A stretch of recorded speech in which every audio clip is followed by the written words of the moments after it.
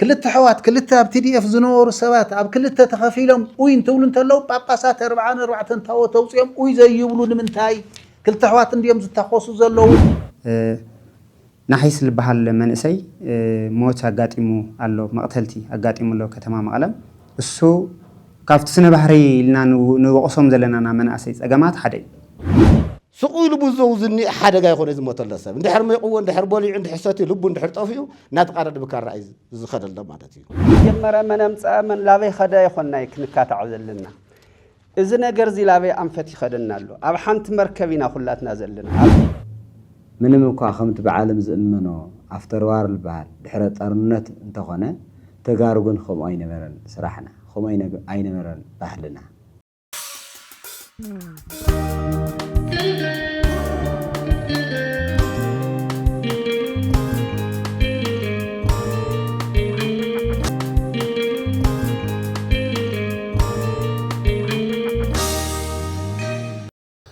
سلام طنا بلي እንቋር حمزاهم امبار ابزي اخصماين مراخه بحفاش ادالي وزلو مدرخ زته ادمينا خبيركم بصاوعتنا مسرت استرخبكم اغايشنا نايلوم معنتي زته محبراو زته بفلاي كمزي ابزي بدحري زلو بانر زرع زلو اممصا معوري محبراو مستغابر زمكر مدرخ زته خلوناي እዚ መድረኽ ዘተ ጻውዒት ዝገበርና ሎም ብዙሓት አካላት ነይሮም ፖሊስ ኮሚሽን ምምሕዳር ከተማ መቐለ ወለዲ አመራርሓ ቤተ ክርስቲያን መንእሰያት ከምኡን ካልኦትን ዕድማት ጌርና ነይርና ብጻውዒትና መሰረት ኣብዚ ዝተረኸብኩም ዘለና ክብሪ ደጊምና ክንገልጽ ንፈቱ ካብዚ ምምቕጻል ናይ ዘዕለት እዚ አጀንዳ ጋዜጠኛ ቢንያም ጉዕሽ ከቀርበልናይ ምስ ጻንሒት ከለውናይ ክብረት ያበልናሞ ምናልባት አነ ብዞም አጀንዳታት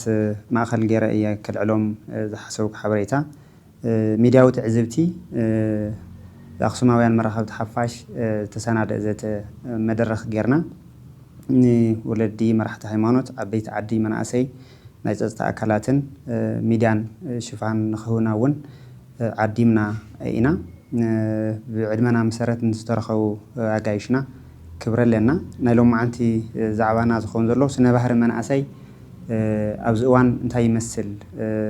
سنة بحر من عسي عندنا ذهن نسألو أبيات أمنت كندي يقولنا أنا نأمن سلذي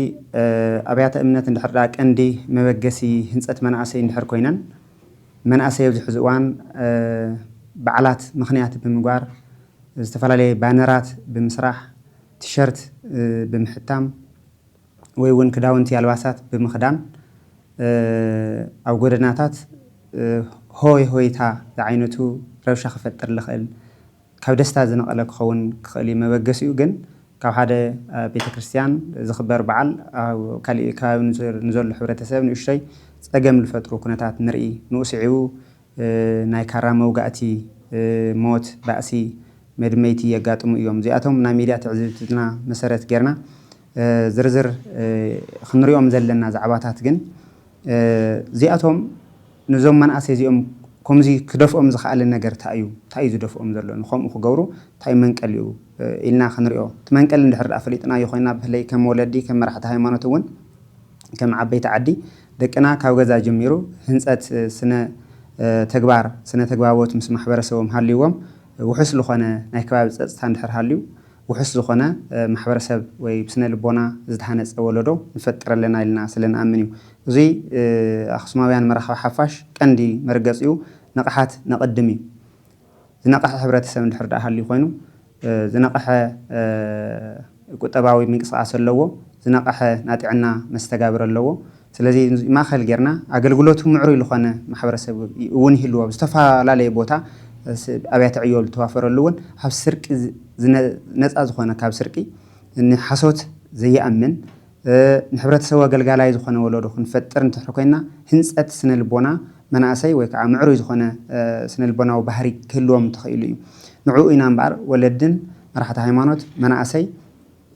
ናይ ጸጥታ አካላት እውን ብሰንኪ ዝፍጠሩ ፀገማት ደው ኢሎም ለይትን ቀትርን ንሓለዋ ዝግደደሉ ምክንያት እውን ስለልህሉ ንዕኡ ንምትራፍ ንመንግስቲ እውን ሓጋዚ ኮይና ሕብረተሰብ ዝግልገለሉ መንገዲ ንምፍጣር እሞ ሓደ ትደፋእ ነገር ኢና ክንርኢ ኣለና እንታይ ዝደፍኦም ዘሎ ዞም መናእሰይ እዚኣቶም ናው ቤተክርስትያን ድሕር ኮይና ቤተክርስትያን ከምኡ ቲሸርት ሓቲማ ሆ ክበሃል ብፅርግያ ይፍቀድ ኮይኑ ድዩ ብባእሲ ኣብ ሓንቲ ቤተክርስትያን ዘሎ በዓል ናይታ በዓለ ወልድ ነቲ ካሊእ ከባቢ ክህውኽ ምክንያት ይኸውን ድሕር ዳ ኮይኑ ንሱ ብምንታይ ዝእረም ወይ እውን መራሕቲ ሃይማኖት ከመይ እዮም ዝርእይዎ ክንዕልለሉ ኢና እዚ ትዕዝብቲ እዚ ብስሩ ኣባይታ ኣሎ ዶ ንሕና ከም ሚድያ ኢና ኣጀንዳ ጌርናዮ ዘለና ብስሩ ኣባይታ ኣሎ ዶ ንስኹም ከም ማሕበረሰብ ተኣምኑሉ ዶ ክነልዕል ኢና በብገዛና እውን ንዕዘቦም ነገራት ክህልዩ ይኽእሉ እዮም ኣብዚኣቶም ማእኸል ጌርና ሕዚ ብቐጥታ ናብ ዘተና ኢና ንኣቱ ማለት እዩ ወለዲ መራሕቲ ሃይማኖት ኣለኹም ኣብዘን ዛዕባታት እዚኣተን ኣጀንዳ እዚ ትኽክል ድዩ ንሕና መራኸቢ ሓፋሽ ኣኽሱማውያን ዝሓረዮ ኣጀንዳ ኣሎ ድዩ ባይታ ንርአዮ እሞ እቶም ዘለዉ ክፍተታት ከመይ ጌርና ኢና ንእርሞም ሕዚ ዝወግዕ እዚ ክነውግዕ ከለና ኣብ ከተማ መቐለ ክልተ ዓበይቲ ዛዕባታት ኣለዉ ማለት እዩ ብምክንያት ናሒስ ዝበሃል መንእሰይ ሞት ኣጋጢሙ ኣሎ መቕተልቲ ኣጋጢሙ ኣሎ ከተማ መቐለ እሱ ካብቲ ስነ ባህሪ ኢልና ንወቕሶም ዘለናና መናእሰይ ፀገማት ሓደ ምክንያት መንቀሊኡ ብዘየግድስ ፅቡቕ ስነ ባህሪ ነይርዎ ተኮይኑ እንድሕር በዲሉ ኮይኑስ ብሕጊ ዋላ ትኸደሉ ኩነታት ይነብር ይኸውን ኢልካ ትሓስብ ስለዚ እዚኣቶምን ከም ዝበሉ መበገስ እንድሕር ደኣ ክህልውና ኮይኖም ከመይ ኢና ክንፈትሖም ዘለና ዝብል ሓደ ብሓደ እናልዕልና ክነዋግዐሎም ብምሕሳብ እዩ يقنيلي نبزتنا نت بسم الله والولد ومنفس قدوس آدو أملاك مجمريا زمدرخ زي زد لكم كم أول نزي برنامج زي تكتاتلو زلهم كلهاتهم خفوا اتصالون تسكفوا بسم أملاكنا እግዚአብሔር سلام نالخو እንኳን ንብርሃነ ልደቱ ንብርሃነ ጥምቀቱ ኣብጽሐካቱ ክብል ይደሊ ብምቕጻል እቲ ከም መነጋገሪ ሓሳብ ዝተልዓለ ኣሎዶ የለን ዝብል እዩ መናእሰይሲ ስነ ምግባሮም ከመየሎ ቤተ ክርስቲያናዊ ኣስተምህሮኸ እንታይ ይብል ኣብ መሬትና ሕዚ እንሪኦ ዘለና ኩነታትከ ንመናእሰይና زمتنومن مسؤوم زخيد انديو زبل انديو تحساب مجمريا مناسي او صبوق دلو يلون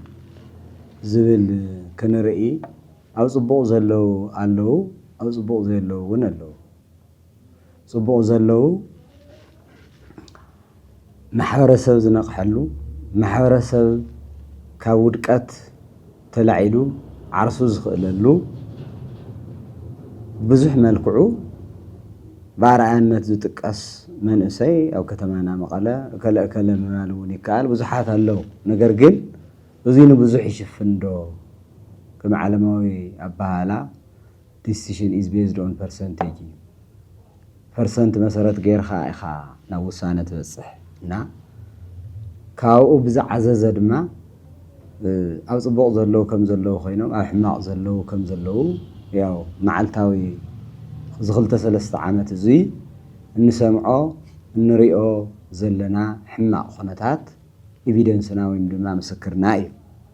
بزحات حاتنا يجويا بزحات حواتنا قفعي بصحن بزحات كم عالم يطفئو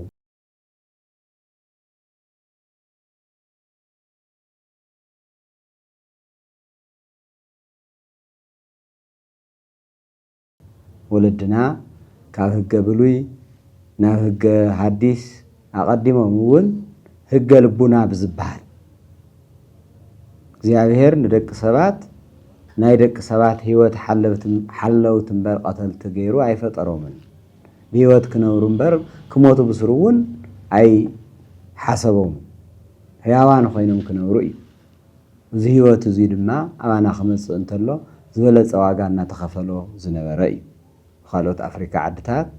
أو خالوت كوانا وصيل خازلو عدتات سونس مقتال منم زي مسلو خونتات كولونايزيشن ويد ما بقني جزات بلهم زوجيهم ناتنا جن تمحور سب عرسون يخبر بهلون يخبر تو بهلو دما توفيتو كاب هايمانوت زمت أصل زخانة توم هايمانوت نيرات بزمهارو مسارات ተገዚኡ ዝነብር ማሕበረሰብ እዩ ነይርና ሕዚ ግን እቲ ኣብ መናእሰይ ክሰተሎ እንብሎ ዘለናስ ብተግባር ኣብ መሬት ኣሎ ድዩ ስቑኢልና ኢና ንናገር ዘለና ዝብል ኣሎ ምህላው እውን ልዕሊ ዓቕሚ ሓዉ ንሓዉ ዝቐትለሉ ምንም እኳ ከም መፅሓፍ ቅዱስ ህይወት ምቕታል ኣብ ሓውኻ ዝተጀመረ እንተኾነ ካብ ካልእ ኣይተጀመረን ቃኤል ብኣብኤል እዩ ጀሚርዎ ሰብ ንሰብ ክቐትሎ ብርግፅ ኣዳምን ሔዋንን ዝበደልዎ በደል እኳ ከም ዘሎ እንተኾነ በኩረ ምውታን እንብሎ ኣብኤል ልክዕ ኣብዚ ወርሓት ኣብዚ ዓመታት ከም ንሪኦ ዘለና ኣሕዋት ተኣኪቦም ሓዎም ይቐትሉ ከም ዘለዉ ኩሉ በይኑ ቃኤል ድማ ካልኣይ ሓው ዘይብሉስ ነቱ ብሕታዊ ሓው ብምቕታል ጀሚርዎ እዚ ንምንታይ እዩ ሕዝናና ዝመፀ እንተኢልና ናይ ኣብኤልን ቃኤልን ባእሲ ኣዳምን ሔዋንን ፍቓድ እግዚኣብሔር ካብ ምጥሓሶም ይጅምር ናይ ሕዚ መናእሰይና እውን ፍቓድ እግዚኣብሔር ካብ ምጥሓስ እዩ ኣክብር ኣባከ ወእመከ ጥራሕ መናእሰይ ዓርሲ ብዓርሶም ጥራሕ ድዮም ዝቀታተሉ ዘሎ የለን ኣዶታት መን የኽብረን ኣቦታት መን የኽብሮም ብዋንኡ ዝሰዓር ዘሎ ፈቃድ እግዚኣብሔር እዩ እግዚኣብሔር ኣምላኽካ ፍርሐዮ ብኩሉ ልብኻ ተገዝአዮ እዩ ኣስተምህሮና ናይ ቤተ ክርስቲያን ሕዚ እውን እዚ ካብ ምባል ቤተ ክርስቲያን ንድሓር ኣይበለትን ትብለላ እቲ ዝቐትል ባዕሉ ምቕታል ሕማቕ ምዃኑ እናፈለጠ እዩ ዝቐትል ዘሎ ኣይተ ሃይማኖት መራሕቲ ሰይናገሩን ኣለዉ ክንብል ኣይንኽእልን ሕድሕድ ሞባይልና ሎሚ መምህር እዩ ፅቡቕ ክሰርሕ ንዝደሊ ሎሚ ኣስተምህሮ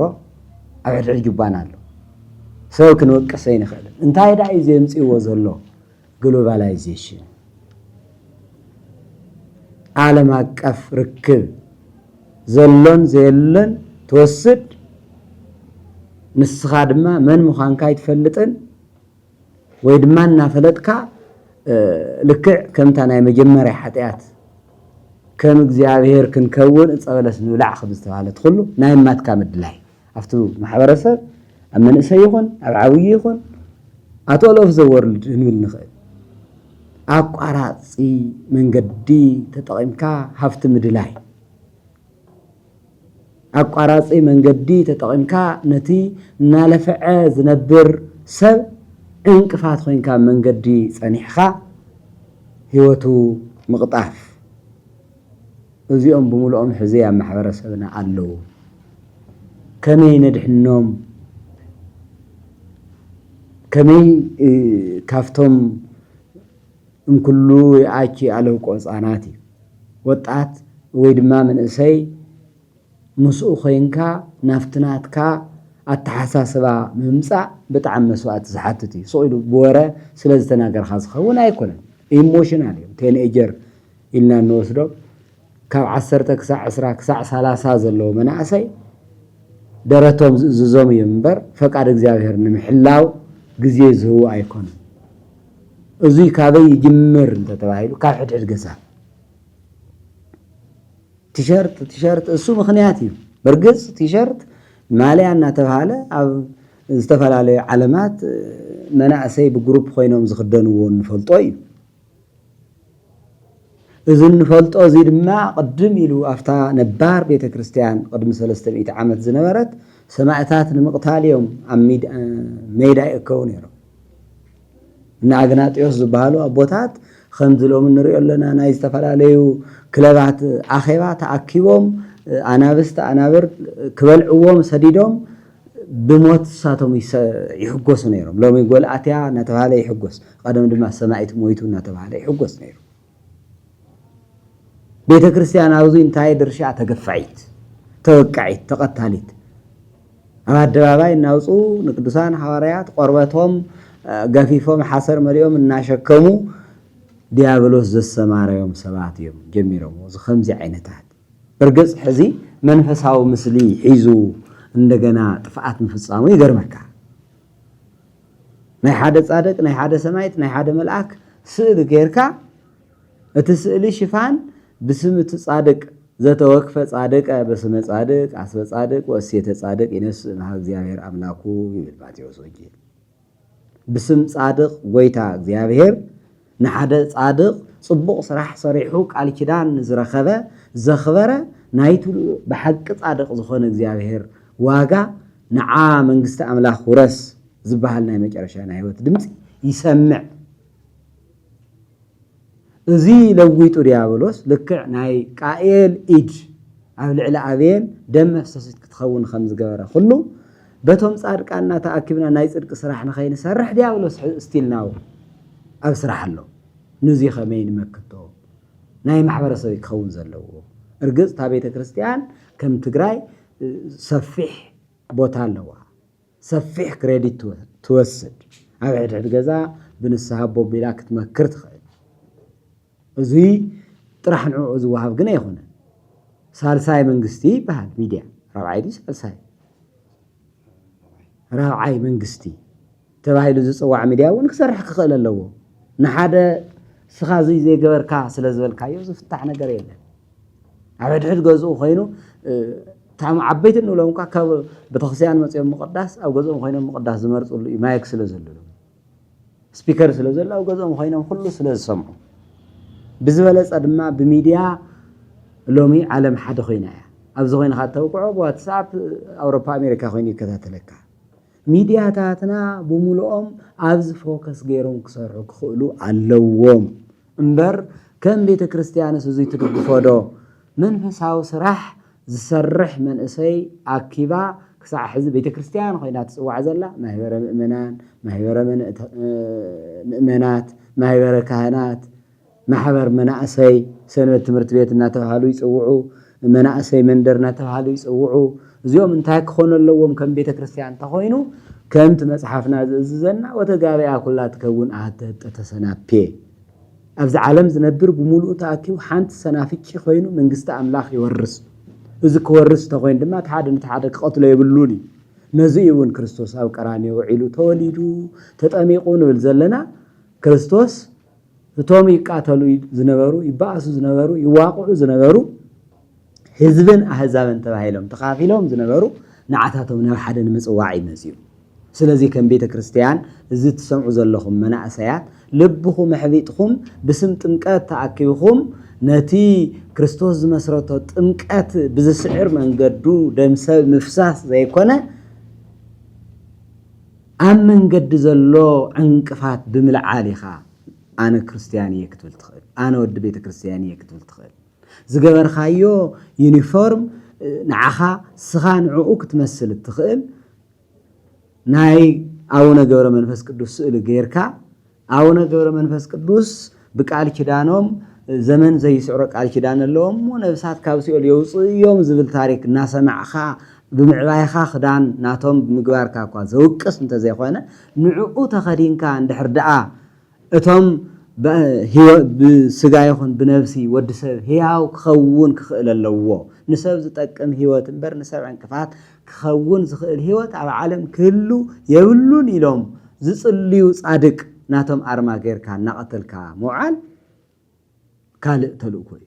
ካልእ ሓሳብ እዩ ካልእ ስራሕ እዩ ውሽጥኻን ውጭኻን ሓደ ዘይምዃን ከም ዝፍለጥ ኣለባብሳ ወለድና ይፍለጥ ጻዕዳ ተኸዲኖም ቤተ እግዚአብሔር ይመፁ ስእለ ኣድህኖ እንተወዲቑ እውን ኣልዒሎም ተሳሊሞም የቐምጥዎ እምበር ወለድና ስእለ ኣድህኖ ተኸዲኖም ዝዞሩ ኣይነበሩ ናይ ጻድቅ ይኹን ናይ መልኣክ ናይ ነቢይ ናይ ሃዋርያ ኣብቲ ቤተ ክርስቲያን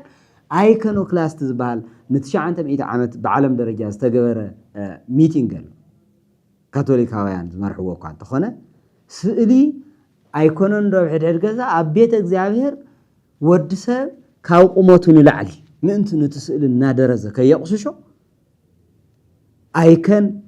ሆሊ ኣይከን ኢልና ኢና ንወስዶ ቅዱስ ስእሊ ማለት እዩ በረከት ይርከብ ካብቲ ስእሊ ነገር ግን እናሓሰኻዮ ክትውዕል ኣይኮነን እናደረዝኻዮ ብሸልቂ ክተርስሖ ኣይኮነን ካብ ቁመትካ ንላዕሊ ይኾን ብኣንቃኢድዎ ብዓለም እውን ከም ዝፍለጥ ሓደ ስእሊ 1000 ቃል ይውክል ሊንጉስቲክስ ዝተምሃሩ ሰባት ብኡ ይውክልዎ ትኽክል ቤተ ክርስቲያንና እውን ንወንጌል ብስእሊ ክርስቶስ ተጠሚቑ እንትንብል ዮሃንስ እናጥመቃዊ ማይ ዮርዳኖስ ብስእሊ ተርእየና እቲ ወንጌላውያን ዝፀሓፍዎ ብሓደ ኣይከን ብሓደ ግዜ ንክንርድኦ ይጠቅም ነገር ግን ኣበይ ትጥቀሙ ኣበይ ይቕመጥ ንዝብል ከም ቴዎሎጂያን بعالم درجة نزلوا زوهاب استمهرو سئلي أبيت كريستيان ون خوينو لعل قمتي كسأل زلوا تعت قمتي يسأل نمنتاي تسب كاب أقربوت زتلعلة نتسئلي كاو سب كاب زوز هافا يخون شلكن كيبلاشة صاريو نكنبر لعل قمت أبيت إخزابير كسأل أبيت كريستيانات تخيركم خموي قالوا أبيت مقدس برقص اسكع مريتي قبروا أفت سب زسعمل لزق كولو جن كاو قمت للعلي يسكبر حازم زلوا فاشن حزون بزحات تردهم اللو بزحات نبنا يولدهم تمليسهم صعدا غيرهم كبر بقالات نريهم لنا ነገር ግን ሁሉ በሓደ ጊዜ ይኸውን ዶ خونه ይኽእል لما انتي زريخا لما انتي كتبوقل بقعت يدلو كمن او نغري ما الا نترخو الله اب بيت كريستياننا كم تغارو صبواتنا بتاريخ اتو تاريخ حز خون مخاله دو مخاله نيرو انتي دا بقعات خوين كامركاب ابز طفالو عالم سلازلنا ግሎባላይዜሽን ብዝብል መልክዑ ዲያብሎስ እውን አንደር ኮንትሮል ገይሩ ወስሎ ዘሎ ሁሉ ነገር ንእግዚአብሔር ዲያብሎስ ሲዕርዎ ማለት አይኮነን ንሕና ካብ እግዚአብሔር መንገዲ ክንገይሽ ገይሩን ዘሎ ዲያብሎስ በብዝዋዓልናየ በብዝሓደርናየ ከም ቤተ ክርስቲያን ከም ታዝበልናያ ስእለ አድህኖ ልዕሊ ቁመት ክሰአል እምበር ሰብ ተኸዲንዎ ክዘውር ትፈቅድ አይኮነትን ካበይ ዳ መጽኡ ዝኹሉ فقراوي كاوز مسل زي محلاي ايموشنال مخان غزياو مخان عرسخا مخبار كافت سؤال بلا علس انا ايناتو مغلص يلكا كم تلعن متلالي حصر بزبل ملكو ስለዚህ ام حبرسبنا زي نبره ولدنا زي رأيو زي سمعو يخونلو نزولدو نحسبنا زولو نقيحهم زنقحهم حبرسوا بملؤ كختلوا زقباء انتاعيو انت تباهيلو مجمريا عرساتو مجمريا قزعاتو كاو خبابيو كاو محبرسوا ندحر دعاتن كباخيو خوينو بسم بيت كريستيان بسم صادق بسم نبي بسم حواريا كفسس زخيل دم كهلي يولون علامة بيت كريستيان ون ايكونن نقرقن عشيش كان مبالنا أما حبارسبنا فاميليار خوين صنحي إمو بيتسباو خوين صنحي تطفعات إمو خمي كافتي محبرسب إتو نمحبرسب زي تأكم شوخ نقسنا نوصع أيو ديابلوس قطتا نعدام يسحتون هواني تتغيم نتوم قدوسان سئلاتهم ناقبر حزلما من أسي كتعفو يقبروا من زنتو زمد ايوص زنبل بصوم وبصلوت يلو املاخنا እግዚአብሔር خفؤنቱ ታይዝ አክል مخانو زمسكرلو ዲያብሎስ ስለዚህ ካብናይ ዲያብሎስ መንገዲ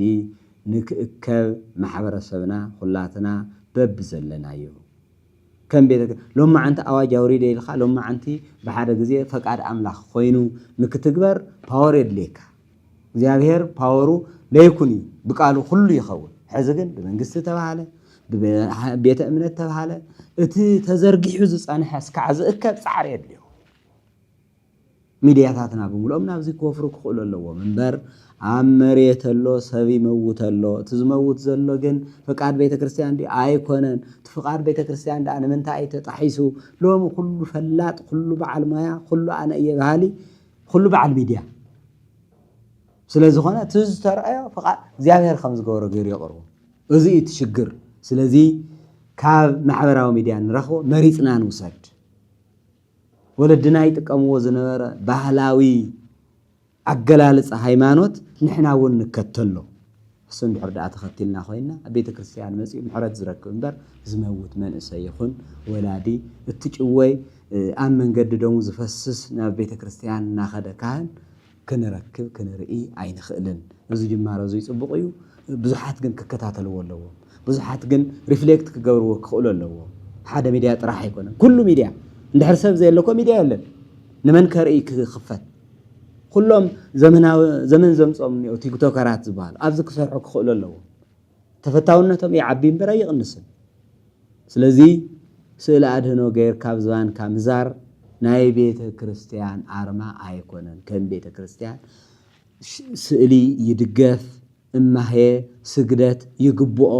ወለድና ጽኒሕምዎ ንምንታይ ሓደ ሽሕ ቃል ናይ መጽሓፍ ቅዱስ ብሓደ ስእሊ ተተኪኡ ነቲ ሰብ ፍልጠት ብሓደ ግዜ ስለ ዘመሓላልፈሉ ለሚኑ ህሊንኡ ተሰቢሩ ውሽጡ ልክዕ እቲ ስእሊ ኣድህኖ ይሪኦ ብዘሎ መልክዑ ካብ መሬታዊ ጥቕማ ጥቕሚ ብምሉ ናብ እግዚአብሔር ከም ዝኸደ ተገንዚቡ ንዝገብሮ ልመና ብቃል ኪዳኑ ዘምሕር ስለ ዝኾነ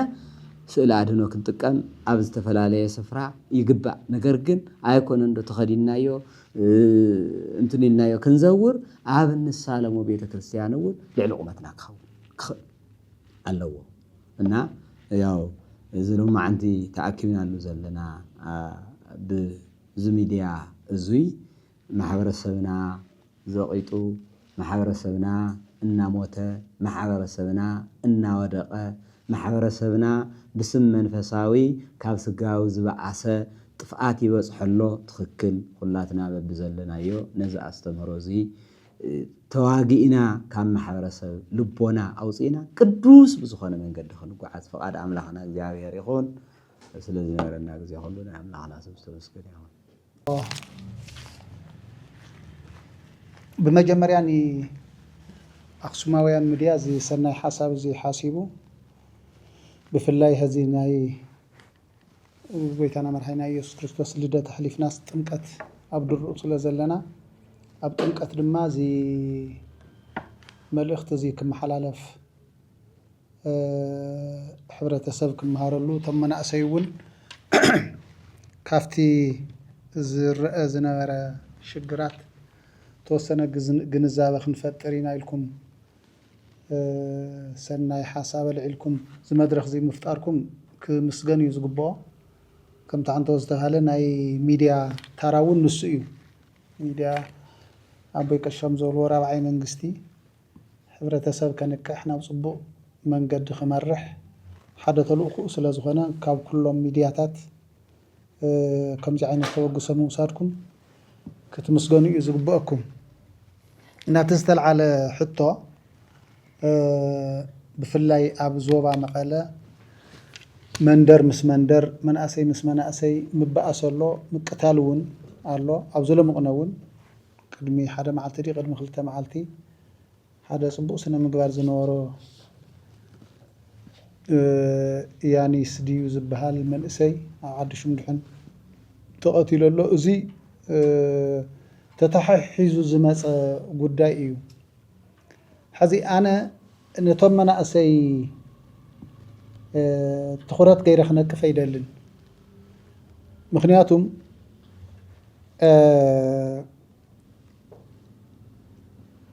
أو حدا حبرة سب كل تعبيتي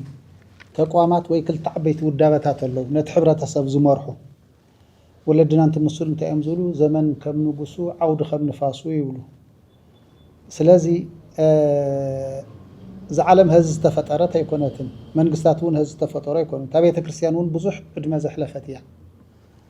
بزحات عبيت سباتون زمر حوايا بزحات عبيت سباتون تسمعتي زنوبرو بتقبارهم كم تبيك أشي زولو سمايتات هاريات صادقان زنور الله بعد منا ونزركونا يوم بزحات عبيتي لك أنا باباسات زمر حوا زنورو تزاريوم زسمعو زمر حوا زنورو هزبي في الله هزب مقالة خعا بدقنتو بلقاسنتو بفقرو زفلت هزبي هز منا أسيزيوم كافت حبرة سوزوصو منا أسيوم زوم كل تعبيت تقوامات ناي منقست تقواماتن ناي حبرت ناي هايمانوت تقواماتن يوم هذه أبزئاتهم كما يجرم يوم مريحمون تمن إسي فريها እግዚአብሔር حيزو خعبي فريها እግዚአብሔር حيزو ك وعز ديو تغيرو انتي ناوزي قدلت زلو إز مثلا مسارتاوي الرمز قبونا منشي فلفل نايتي شجر أوزي يزلو زي مثلا مخنياتهم منقستي نمنا أسي سرح فتيرو كابد خنة توصيو سئل كان بالزراب زي كونس بتشبط بتجبر كرئيل وزخل عدل كسر حلو زخل عدل انت زي اللي هو تمن اسي كاب سرح وصا انت خوينو ابد خنت انت اتيو قدنيو ناب كالئ نجر كاب سرح تصميدو اب سرح تصميدو اندحر زي يغعز كوينو شجرات كله قدنيو زين تبل تلخو تمن اسي سلاز طميوس يسرق سلاز طميوس سلاز كاب سرح وصا سلاز خنس ونجل يفصم مالته يكونن ግን بقدن መንግስት ክሰርሖ ዝግብኦ ስራሕ መንእሰይ ኣብ ስራሕ ፀሚዱ ከንብረሉ ዝኽእል ዕድል ክፅዕር ክኽእል ኣለዎ መንግስቲ ዝኾነሉ ምክንያቱ እውን ሕብረተሰብ ክመርሕ ናብ ወንበር ዝወፀሉ ምክንያቱ እውን ሽግራት ከይፍጠሩ መዓልቲ ብመዓልቲ ተኸታቲሉ ናይ ሕብረተሰብ ሽግር ክፈትሕ ምእንቲ እዩ ተዓብይ እጃም ዝሕዝ ግን እቲ ናይ ሃይማኖት ተቋም ህዝታ ቤተ ክርስቲያን ከም ተበይቀሽ ዝወልዎ ቤተ ክርስቲያን ምንም ኣብ ኣስተምህሮ ኣብ መጽሐፍታ ኣብ እሴታ ጉድለት የብላን ነታ ቤተ ክርስቲያን ዝመርሑ ኣካላት ግን እንታይ ዓይነት ተግባር እዮም ዝሰርሑ ዘለዉ ትመንእሰይን ካብኣቶም እንታይ እዩ ዝመሃር ዘሎ ዝብል ምርኣዩ ኣገዳሲ ይመስለኒ ምክንያቱም ሰንበት ትምህርቲ ቤት ኣለዉ ሕዚ ከምቲ ዝተጠቐሰ ሰንበት ትምህርቲ ቤት ዝተወደቡ መናእሰይ ኣለዉ ማሕበረ ምእመናን እውን ኣለዉ ማሕበረ ካህናት እውን ኣለዉ ቶም ሰንበት ትምህርቲ ቤት በብ ከባቢኡ በብ ጣቢኡ በብ እዚ ናይ ቤተ ክርስቲያን እንታይ ሽሙ ኣጥቢያ ኣብያተ ክርስቲያናት ዘለዉ መናእሰይ እዮም ስእል እናሰኣሉ ኣነ ወዲ እገለ እየ ኣነ ናይ እገለ እየ ኣነ ናይ ስላሴ እየ ኣነ ናይ መድሃኒ ዓለም እየ ኣነ ናይ ኣቡነ ኣረጋዊ እየ ኣነ ናይ ሚካኤል እየ እናበሉ ከናቴራ እናስርሑ ብመኪና እናተጓዓዙ ንኣብነት ናይ ሓደ ኣጥቢያ ዓመት በዓል እንተኮይኑ ተኸባቢ ቀውጢ ይገብርዋ በቃ እዚ ተብኣ ዘሎ ናይ ደብር ሓለቃ ወዲቡ ብዝገበሮ ተግባር እዩ ሰብ ምቕታል ብባኣስ ብመንደር እኮ ዳርጋ ካብ 8 ዓመት ገለ ኣይበልፅን እዚኣ ተዋና መነሻ ግን ካፍታ ኣጥቢያ ኣብያተ ክርስቲያናት እትብገስ እያ ብጭቡጥ ዝረአናዮ ማለት እዩ ንኣብነት ዓሚ አሁን አብይ እግዚ ፍትኸባቢና እንትኽበር እንተሎ ብዝንዳ ገብርኤል 2017 ናይ ገበል ሰፈር ደቂ ገበል ኢሎምስ ናይ ገበል ዓብይ ናይ ገበል ምስሊ ስኢሎም ብድሕሪኡ ናይ አቡነ አብይ እግዚ ስእሊ ብቅድሚኡ ናይ ገበል ስእሊ ሒዞም ኣብ ልዕሊ መኪና ወፅዮም ካብ 22 ክሳብ እንዳ ቅዱስ ዮሐንስ ፍትዘሎ ጽርግያው እናበሉ ርጅት እናተተኮሰ ሆ እናወሉ ካፍታ ቤተ ክርስቲያን ዝወፁ ናይ ሰንበት ትምህርቲ ቤት ዝተወደቡ ተምሃሮ እዮም ብመሰረቱ መንእሰይ ንጹህ ኣእምሮ እዩ ዘለዎ ናፃ ኣእምሮ እዩ ዘለዎ ከምዚ ጽሓፍ ካሉ እዩ ስለዚ ናይ ኣቦታት መራሕቲ እዚ ኣስተብሂሎም ሪኦም ከስተኻኽልዎ ይከኣሉን ካብዚ እዩ ዝብገስ ካብኡ ናይ እንዳ ገብርኤል ንንዳ መድሃኒ ዓለም مناسي يسألوا نبأس يغير كم زين ناوله تنجر بمسارة تطريان تلخبط عمي زسقك أنا شعوب تعمي يا دنجيسة قبل سفر زلت نيتقبل سئل مصر أخو ويلي نابطاوت دينا من لحظة قدم يبهال طاوت زملخو هزبتات نيرم يبهال قدس جورج السقاط ولا دراغونون يا حدا نجوسي نير ناي حنت خبابي يزبهال نتا بيرو تاويت كبل عزمة مالتيو ناورينا من لسلنا زين كفتوشت بيت كريستيان كفتوشتي أطبيع أبيات كريستيانات كفت هاجر سبكت عمرارحة انتر أنت الذي نمت عايزة تعرمه هذه عم كفؤ نجر مسبسحة هذه عم قتال مسبسحة قف يكون انزل لي مالتي كاستحاخل وون هذه أنا نبزي من ديازي تسوي عم نيرم يوم مصيم أبيك أشتري مصيم زلهم بر كلهم ناتاتهم صراحي خون زقبوا نيرو سلازي عند قدلات أو يزول زول إمنات اللني كاو من إسي هذه globalization زوم صوي انتينا globalization كن عقته بمنم تأمرين خيلين مسوخ نكير جنا لنا مسوخ نكير تخوينا أنت أيو كمتي أب ونجيل يوحنس نعرف 10 تزلوا تحلى وباقي نتنواجعو بدم بغير يزفلتن قدم تنواجعو يخعمز خيد سلازي اتومنا يباقي مرحتي هايمانوت أبا أتوم يزور له شجر زول إمنتي زلني ስለዚህ ንውሓጥ ኢና ዘለና ናብ ብጣዕሚ ዓዘቕቲ ኢና ንኣቱ ዘለና ካብዚ ዝገድድ ክፍኣት ካብዚ ዝገድድ ሓጢኣት የለን እዚ ተሰሚዕዎ እዚ ርኢኡ እንዲያውም ታወታት ኣውፅኡ ውይ ክብል ኮዩ ዝግብኦ እቲ ካህን እቲ ጳጳስ ትቐሺ ትምመሓደሪ ሰባት ብመንደር መናእሰይ እንትበኣሱ እንተለው ውይ እዩ ክብል ዝግብኦ ወፂኡ በተደጋጋሚ ተዛሪብናዮ ኢና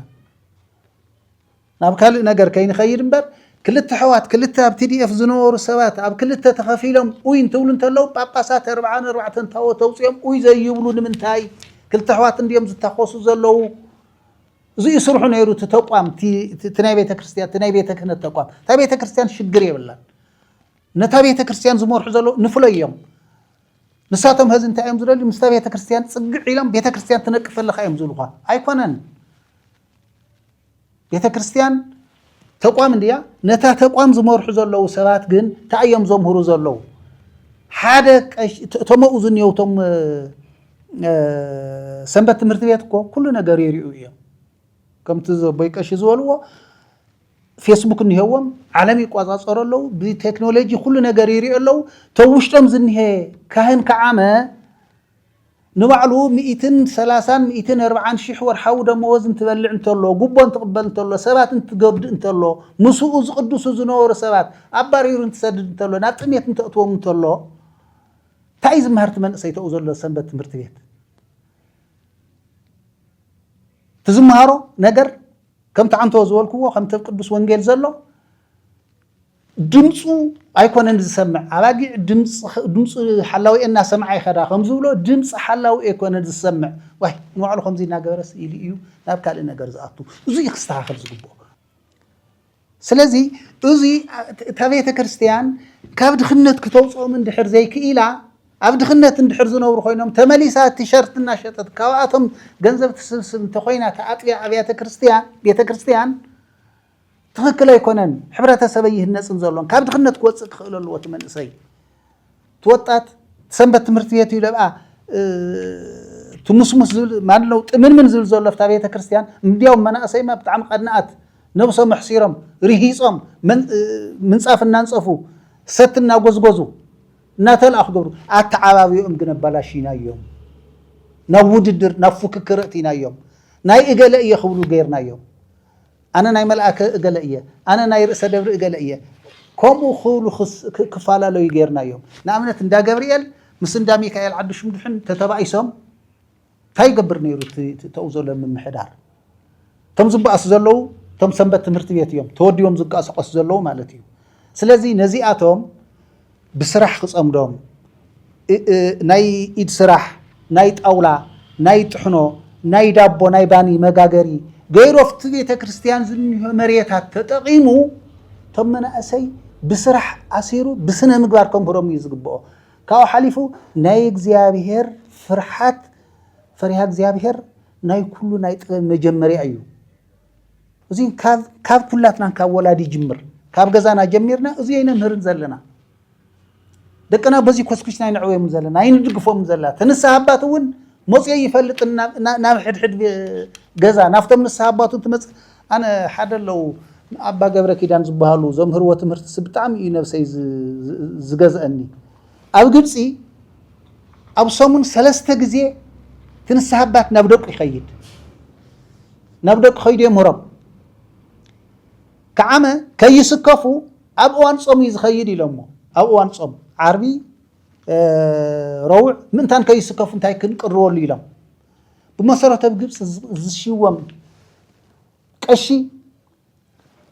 1 ዲግሪ 2 ዲግሪ ማስተርስ ዘለዎ እዩ ብዘመናዊ ትምህርቲ እውን ብናይ ቤተ ክርስቲያን ትምህርቲ እውን ብጣዕሚ ዝመጠቀ ምክንያቱም ነቶም ዝመርሖሙስ ብልዕሊ እዮም ኮይኑ ኣብ ገለገለ ይቀሺ ግን ሚካኤል እንታይ ኢሎም ማዓት እንታይ ኢልካዮ ዝሞተሉ እዩ ይብለካ እንታይ ትብሎ እዚ ኣውዚ ውድቀት ኣሎ ናይ ቤተ ክርስቲያን ኣመራርሓ ውድቀት ውፅኢት እዩ መናእሰይ ንስንሳቶም ዝበኣሱ ዘለው ዝብል እምነት እዩ ዘለኒ እዚ ምስ ሓከምና እዚ ምስ ረአና ንባዕልትና መጀመርያ ንጹሃት ኮይና ንባዕልትና መጀመርያን ካብ ቂም ካብ ቅርሕንቲ ካብ ምቅላስ ካብ ምጭቅጫቅ ወፂና ነቶም መናእሰይ ምስ ተምሃርናዮም ብድሕሪኡ እቶም መናእሰይ እንታይ ይኾኑ ቅኑዕ መንገዲ ሒዞም ይኸዱ እና ኣብኡ ይሽግር ዘሎ ስለዚ ብግሎባላይዜሽን ኣሳቢብና ክንከይድ ይግባእን ክንዓብቶ ዘይግባእ ከይዲ እዩ ንሱ ክንዓብቶ ዘይግባእ ከይዲ እዩ ብመሰረቱ ግን ትመንእሰይ ህዚ ልብ ክገብር ኣለዎ ንኣብነት እዛ ናይ ፅባሕ ጥምቀት ህዚ ብሰላም ክትሓልፍ ትመንእሰይ እውን ብምቅታል ምንም ዝመፅእ ነገር የለን ወይ እናወሓድና እናኸድና ተጋሩ ብጥይት ንመውት ብባሕሪ ንመውት ብጥሜት ንመውት ብስደት ንምንምን هذا عمل السنساتنا مقتال منم زواص ايكونن تمسرتاوي مبغسግን እቲ ተንክልቲ እንተ ቋማት ብመንግስትን ብቤተ ክህነት ዘሎ ምሕዳርን ስርቆ ስለዘይ ሰርሐ እዩ ዋና መነሻ ዝብል እምነት ይዘልን እሺ በመጀመሪያ በስመ አብ ወወልድ ወመንፈስ ቅዱስ አሐዱ አምላክ አሜን ናይ ሰምላ አምላክ ሰላማዊ ጌታችን ኢየሱስ ክርስቶስ በመጀመሪያ መስኹላትና ይሁን ሰላም ያድለና ሰላሙን ይናገረና በመጀመሪያ አክሱማውያን ሚዲያ ከም ተልተባለ ንዚ ሓሲብኩም ተገዲስኩም እዚ ትውልድ ዝኸደለን ናይ መሪሕነት ኣልባ ኣብ ትግራይ ኣጋጢሙ ዘሎ ሰኣን መራሒ እዚ ወጣት እውን ዝጠፍአሎ መንገዲ ስለዚ ብሰፊሕ ድማ ናጋ ጥምቀት በዓል ስለ ዝካየድ ኣብ ድርኡ ስለ ጥምቀት እውን ተነጋጊርና ንኾነ ይኹን ካብቲ ዝነበረ ካይዳ ቁጠባ ከሪእ تمنؤسي يكون تمرحي حيوانات يكون تمرحي سدرا يكون تمرحينا من قست أكل يكون صستا يكون حلاف إنه تصرح كواسع عديهم كترنا جاجرو صويعهم من اللهم كأبوزح سب طريف ولا كافت صويعة إحنا جنا جات أم خينو سرحنا أيو قداينا أيو حلاف النتنا أي نامس إنا قالنا كنا هبوزي زغروهمنا خبري هبنا أول خزي انت ايو بزح ነገር ስለዝኾነ ክንዳጋጉማ ይንኽእልን ሚዲያ ስለዘረኸውኻውን ካብ ድሌትኻ ልንገር ነገር ኣይኮነን ትግራይ ኣብ ዝኸ ሰዓት ብዙሕ ፀገም ገጢምዋ ኣሎ ኣብ ሽግር ኢና ዘለና ኣብ ዕፅዋ ኢና ኔና ኣብ ጥሜት ኢና ኔና ኣብ ፀገም ኢና ኔና ኣብ ሓዘን ኢና ዘለና እዚ ኩሉ ስደተኛ ለሃለየ ሸኽሚ እዚ ኩሉ ድማ በብገዝኡ ብጥሜት ዝመውት ለሰብ ቃሊል ይኾነን ኣብ ልዕሊኡ እዚ ከይኣኽለና እዚ ወጣት ትውልድ እውን ፀጊኡ ጠሚና ለሃና ፀጊኡ ድዩ እንታይ ክትብሎ ለይትኽእል ባዕሉ ክጣፋእ ተሎ ብጣዕሚ ዘሕዝን እዩ እሞ ኩላትና ደዊና ለሃለና ለዚ ላረና እዚ ፀገማት እዚ ብምልኡ من زفطر أيو على ده إني أتباهي ليو ما نمسب زري أيو من خي فطير وزبلجن كن الزرارة ولي جبا أبي خي أم معبيلهم تناقرات زي مغنياتو أو زي بيت كريستيان لا ولو بزح السبات لبيت كريستيان صاروا في سبات الله بيت كريستيان يخونتن مسرتها زي يخون بيت كريستيان صوريو كريستوس مسرتوها كريستوس لمون أي سلام أملاخين برنا هي وكت أملاك يخونن بحريون خم يمسحفتون زي منورنا من لما عودم من زفطرهم يوم زي آتهم يكنون تلنا جن مريحنتي مريحنت أبيت كريستيان كم عملت له زمن جرازي آتهم ناي هايمانة مريحتي حلاف النتهم بزي موسى إيو كأو قصيلو ناي سدرا مريحتون حلاف الناس سلزلنا ناي خلاتنا حلاف الناس بزي موسى إيو መንግስቱን ጸጥታውን ናይ መንግስት አካላቱን አውዚ ሓላፍነት ስለዘለዎም ኩላትና ተዳራሪና ተመኻኺርና ሓላፍነትና ስለዘይምውፃእ ስለዝኾነ ለትውልዱን ተቕሊልና ክንፈርደለ ኣይግባእን ማለት እዩ ተሽግርና ይባዓልና ኢና ንክንወስድ ምክንያቱ አውዚ أقسماويان ميديا تقربت لهم أزي وانا لمن يلملكتنا يرو فلتيو بيتكينتي ملكتنا علي من قستون ملكتي خذي كاوزم أكلات زياتهم لو على وزي اللون هذا وراد مسيا من الله مسانات ساتفهم الله طرح أزي قلنا خلاتنا قداين لكن تحزلا تقبأنا بزح سرح كن سرح لا تقبأنا نسخهم كاك صوعت لهم زرو جن تنقرات زي عبيت خرسياني معويل زلم مالتي ቤተ ክርስቲያን ልዚ ኣየውገዘት ይውን ቤተ ክህነት ማለት እየ ኣየውገዘት ይውን ኣየኣወጀተ ይውን እዚ ገና ትጅምር ተሎ እቲ ወጣት ቅድሚ 10 ዓመት ቅድሚ ጦርነት እዩ ተጀምር እዚ ድሕሪ ጦርነት ድማ ወሲኹ ማዓዊሉ ማለት እዩ ቀደም እዩ ተጀሚሩ ማልያ ናብ ቤተ ክርስቲያን ማልያ ኣርማ ኣይኮነን ነፋሓይቶ ኣርማ ኣይኮነን ጨጉርኻ ዝርያ ተቆሪፅካ ማእከል ከፍ ኣበልካ ከምግዛ ኣርማ ኣይኮነን ቤተ ክርስቲያን እዚ ክግበር ተለ ጋና ሕደጉ ኢላ ክተውግዝ ዝግባኣ ዝነበረት ቤተ ክህነት እያ ምክንያቱ ዞም ሽግራት ዝፍጠር ኣለዉ ዓመታዊ ክበዓል ክበሃል ተለ ከም መስቀል ከም ጥንቀት እዮም ኣብ ልደት ኸዚ ብበካዊ እምበር ሓቢርካ ሰልፊ የለን ማለት እዩ ካብኡ ብበካዊ ኣጥቢያ ቤተ ክርስቲያን ንዓመት ክግበር ተለ እዩ ኣብዚኦም ቶም ዋና ቅትለት ዘጋጥም ኣለዉ ቶም ባእስ ዘጋጥም ኣለዉ ዝመልያ ዘጋጥም ኣሎ ማለት እዩ ኣብዚ ቤተ ክህነት ስራሕ ሓንታ እዩ ክንብሎ ዝኸኣልና ገዛኣ እንድዩ መሪሕነታ እንድዩ ኣብዚ ክፍጠር ተለ የኾንኩም እዞም ደቅና ተባሂሉ ከዚ ሓደ ነገራት ንስከፎ ሰኽፈፍት ኣላ ኣነ ከዚ ባዕለይ ደቂ ይሰድነው ዝኸሰዓት ምክንያቱ ሓደ ዓብዪ ነገር ሰብ መጀመርያ ልዋዕል ክመርሕ ኣለዎ ይብለና ናይ እግዚኣብሔር ቃል ልዋዕሉ ተመሪሑ ዓለም ምግዛእ ምምራሕ ቀሊል እዩ ይብለና ትጸጊሙ ዘሎ ኸዚ ከም ድሌትካ ምዝራብ ተዘይኮይኑ ሓላፍነትካ ዘይምውፃእ ልባዕልካ ዘይምምራሕ ዓብዪ ፀገም እዩ ልባዕልካ እንድሕ ዘይመራሕካ ውላድካ ክትመርሕ ይትኽእል ሃገር እውን ክትመርሕ ይትኽእል ሃይማኖት እውን ክትመርሕ ይትኽእል ተዋና ዝዓዲ ፀጊሙ ዋንዮ ነውሪ ዝብል ካብ በዓርስና ካብቲ ናይ ሃይማኖት መራሕቲ ካብቲ ናይ መንግስቲ መራሕቲ ካብቲ ፀጥታ ካብቲ ጳጳስ ዋዕርሱ ማለት እዩ እዚ ተዋና ዓብዪ ጎደሎ ማለት እዩ ልባዕልካ ዘይምምራሕ ሓደ ዓብዪ ከቢድ ነገር እዩ ልባዕልካ መሪሕካ ናፃ ወፂኻ ግን እዚ ትውልድ እዚ ኸዚ ከመይ ዓይነት ትውልድ ኢላ ለላ ተረገመ ዝዋዓል ኣሎ ዝርገም ትውልድ ይኾነን እዚ ፈተና መፅዎ እዚ ትውልድ እዚ ኸዚ ሓያል ፈተና እዩ መፅዎ ዘሎ ዓለም እንታይ እያ ትመስል በሽታ እያ ዓለም ድማ ኣብኡ ኢሉ ሒዝዋ ኣሎ ኩሉ ነገር ላገፈጠ ስለ ዝኸድ ልመፀላ ተቐበለ ስለ ዝኸድ ዓለም ዘምፀቶ ዘመናውን ሓደገኛ ዝኾነ ባህልን ኩሉ ሒዝዎ ስለ ዝኸይድ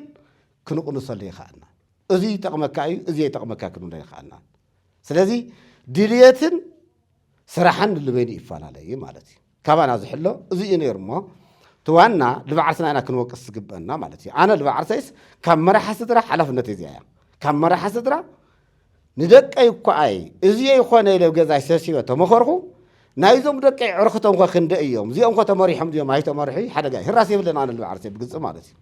እዚና ከነመር ዝግበአና ህራስ የብለይን ላውዚ ዘይኮነ ነገር ድባብ ክርኢ ተለኹ እንደገና ኣይትኹዱ ኢለ ይእዞም ይኸዱ ድዮም ይኸዱ ናብ ዓለም ጉዳይ ማለት እዩ ሓደጋ ትኾን ተሎ ምክንያቱ ኣነ ተዛሪበ ስልጣን የብለይን ተሓሳብ እዩ ጥቕሚ ዘለዎ እምበር ትዘለኽዎ ደረጃ ኣነ ኸዚ መራሓ ስድራ እየ ነገዳ እየ ነገር ግን ይርድእ ኣሎ ማለት እዩ ሰብ ክቕይር ኣይኽእልን ሰብ ዝቕይረ መሪሕነት ዘሎ እዩ ሰብ ዝቕይር ስለዚ ንእሽተይ ኣብዛ ዘለናያ ሰዓት ኸዚ ለምሳሌ ናጋ ጥምቀት ዝኾነ ዝመፅ ዘሎ ንምንታይ እዩ ላብኡ ክመፅ ተለ ጋና ቤተ ክህነት ክተውግዝ እያ ዘለዋ ኣብኡ ሆና ኣለኹም ኣይትምፅኡ ተባሂሉ ኣርማ እዚ ዝበሃል ማልያ ዝበሃል ነገር ከምቲ ተባሃለ ስእሊ ገይርካ ከም ድሌትካ ምጭፋር ኣድላይ ይኾነን ማለት እዩ ብስሩ ብመሰረቱ እውን ሓደ ነገር ዝተለመደ ነገር ጥምቀት ዝኾነ ናጋ ለምሳሌ ስኢሉ ሎሚድናዮ ዝመፃና ነገራት ኣሎ ኸዚ ሓደ ዓብዪ ነገር እንታይ እዩ ከተማ መቐለ ወይ ድማ ትግራይ ደረጃ ብምልኡ ማለት እዩ ገዲም ናይ ኦርቶዶክስ ጥራሕ ይኾነት እዛ መሬት እዚኣ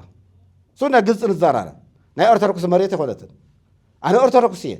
ናተ እያ ክብላ ይኽእልን ማለት እዩ ከተማ መቐለ ከም ግዛዕ ክንርኢ ተለና ኸዚ ለምሳሌ ናጋ ጥምቀት ዘጋጥመና ሽግር ንፈልጦ ኣለና ኢና 3 መዓልቲ ዓፂኻ ኣብ መንገዲ ናወደስኻ ኣብ መንገዲ ሆና በልኻ ዓፂኻ ልብዙሕ ነገር ኢና ንሸግር ኣለና ማለት እዩ ፀረ ልምዓት ኢና እውን ክንበሃል ዝኽእል ማለት እዩ እዚ ናይ በይንኻ መሬት ተኾነ ክልክዓል ነይሩ እንድያ መራሕቲ ሃይማኖት ተሓሳሱ ርድኦም ነይሩ ኣብየ ኣጥያ ቤተ ክርስቲያንካ በዓልካ መዓል ምንም ፀገም የብሉን ማለት እዩ ተኣኪብካ ስለ ዝወረድኻ ተኣኪብካ ስለ ዝወዓልካ ናይ ቃረባ ኣምላኽ እምበር ናይ ግዛዕ ኣምላኽ የብልናን ማለት እዩ ከምዚ ዓይነት ኣምላኽ የብልና ለምሳሌ ማለት እዩ እዚ ሰብ ክድንግፅ ይኽእል እዩ ብዙሕ ግዜ ለሚድዎ ስለ ዝኾነ ክሓዝን ይኽእል እዩ ካልእ ስም እውን ክበና ይኽእል እዩ ብስሩ መሰረት ግን መሬት ዝፈጠራ እግዚኣብሔር ስለ ዝኾነት ንሓደ ሰብ እውን ስለ ዘይኮነት ኣብዚ ብዙሓት ሰባት ዝሓዝን ኣለዉ ኦርቶዶክስ ተዋህዶ ቤተክርስትያን ለምሳሌ በዓላ ዝበተነቶ ህዝቢ ብዙሕ ሃይማኖት እዩ ዘሎ ይሓምመለ እዩ ይቀሕረለ እዩ ይናደደለ እዩ እዛ መሬት ናይ ኦርቶዶክስ ጥራሕ መሬት ይኾነትን ማለት እዩ ሰለስተ መዓልቲ ታቦታት ሒዝካ ክትወርድ ካብ 6 ሰዓት ጀምርካ ክሳብ 19 መንገዲ ዓፂኻ ክትውዕል ለምሳሌ ካብኡ ቀፂልካ እንደገና ብናግኡ ታቦታት ላብየ ቤተክርስትያን ከተብፅሕ ካብ ቅዳሴ ስርዓት ጀሚርካ እሱ ፀገም የብሉ ካብኡ ተሪልካ ብቀረባ ግዜ ሰዓታት ቀኒስካ ክኽየላ ተገቦ ክሳብ 9 ሰዓት 8 ሰዓት መንገዲ ዓፂኻ ክትውዕል ሳልሳይ ቅዱስ ሚካኤል ኣብኡ ስለ ዝሓድር ቅዱስ ሚካኤል ዓጂብካ ላብኡ ክትወት እንደገና ካብ ሰዓት 3:04 ክሳብ 9 ሰዓት ማለት እዩ እንታይ ማለት እዩ እዚ ከዝሎ ዓርሱ ሓደ ኦርቶዶክስ ተዋህዶ ቤተክርስትያን መራሕቲ ክጥንቀቕሉ ዝግብኦም እዩ ማለት እዩ ሰዓት እዮም ክቅንሱ ኣለዎም ተተለመደ ነገራት እውን ተተኻኢሉ በየቤተክርስትያኑ በዓልካ ምግባር ተዘይተኻኣለ ድማ ተለመደ ነገር ኣይንገብሩ ይብሉ ተኮይኖም ሰዓታት ኣመቻችዮም ትመንገዲ ምዕፃውን ብጣዕሚ ሓደገኛ ኢለ ዝወሰደ ፀረ ልምዓት እዩ ድልየት ይበል ሰብ ተሓቂ ኣነ ክናገር ዝኽእል ኣብዚ እንደገና ናፀጥታ ኣካላት ፖሊስ እዚ ሰዓት እዚ ኩሉ ፀጥታ ከኽብሩ ኣብ ጥራሕ ካውዶም ኣብ ልዕሊ ፀገሞም ኣብ ልዕሊ ሽግርና ደው ኢሎም እዮም ዝውዕለው ፀጥታ ከኽብሩ እዚ ማለት እዩ እዚ እውን ክንሓሊ ይግበአና ንሳቶም ናወድሱ ክኽር ተብል ተለው ንሳቶም ዘመንእሰይ እውን ሆዳሉ ክዕጁ ተለው ከምዚ ዓይነት ቅኾቲ የኾነት ቤተክርስትያን ትደሊ ቤተክርስትያን ንፅህና እያ ተድሊ ቤተክርስትያን ትህትና እያ ተድሊ ቤተክርስትያን ሓቂ እያ ትደሊ ማለት እዩ ክርስቶስ እዚኣ እዩ ዝደሊ ስለዚ ዘውዝኒአ ነገራት ዝተለመደ ነገራት እውን ምስ ግዜ ክንቅንሶ ይግበአና ክብድ እየ ዝደሊ ማለት እዩ ምክንያቱ ኣርማኣ ናይ ቤተክርስትያንና ኣርማ እንደገና ማልያ የኾነ ነፋሓይታ የኾነ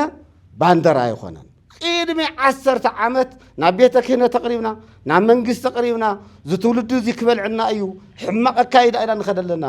ብጋና ለሃለይ ሙለስዎ ጊመል ብንእሽተን እዩ ዝጉተት እምበር ድሕሸዲዱ ኣይምለስን ሓደጋ ኣይከለልባዓና ብውላድና ከይንጠፍእላና ተናገርና ኢና ላተናገርና ኢና ሰምዓ ግን ስኢና ማለት እዩ ከዚ ግን ናመፀላመፀ ንኩላትና ከዊድና ኣሎ ማለት እዩ ዝነገራት እዚ ስለዚ ዘንበፍ ጠሪአን እዚኣተን ስለ ዝኾና ከዚ ኣነ ብእውነት ብሓቂ ስኢሉ ካብ ወቀሳ ደኣ ይኹን እምበር እዚ ተቋም ምውቋሱ ከድሊ እዩ